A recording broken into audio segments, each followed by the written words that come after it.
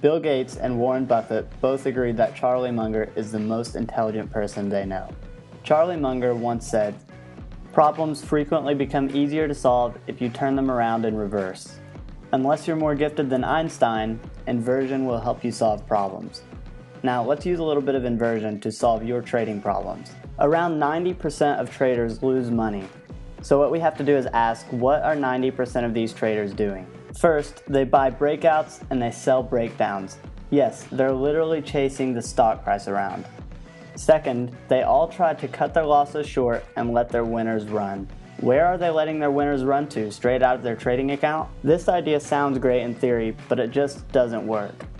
Third, their greed causes them to size their positions way too big. Have you ever heard the saying, don't overtrade, focus on the best setups, and increase your size on the good ones? Look, there's some merit to increasing your size during periods of better opportunity, but don't overdo it or eventually you'll be wiped out of the game. Number 4, they are afraid of reducing their cost basis because they might be capping their potential profits. For example, selling a covered call reduces your cost basis but caps your potential gains. Now listen, unlimited profit potential is like a mythical creature. Now you see these 4 things most traders do, but why do they do them?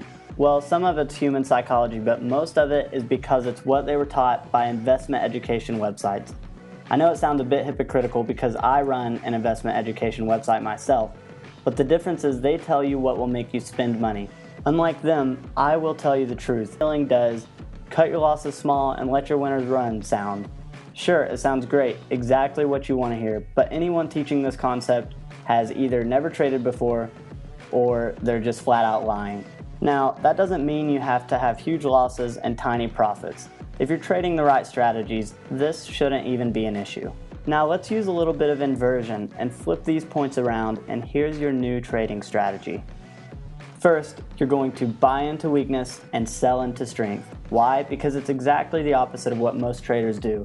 Now you might be saying, but if you're getting long into a sell-off, how do you know when the sell-off is over? The answer is simple. You don't. Nobody does. It doesn't matter if you're Warren Buffett or if you're Jimmy Buffett. You don't know if a stock is going to go up, down, sideways, or in circles.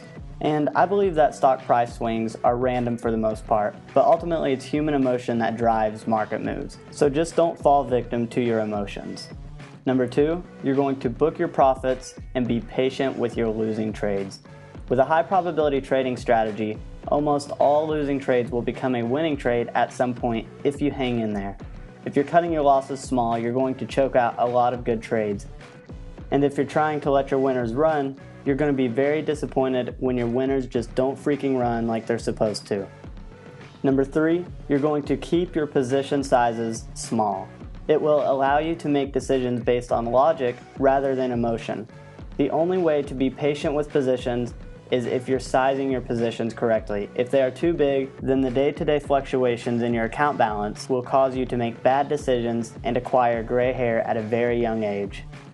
And lastly, you're going to reduce your cost basis by placing trades with a defined profit strategy. These are strategies with limited profit potential, but they have a very high probability of success. And listen, if you're buying options, you're doing the exact opposite of reducing your cost basis. Consistently reducing your cost basis will pay you far more than that one home run that you might hit. If you swing for the fence, you're probably going to strike out. Raking in small profits over and over again is where you'll hit a grand slam.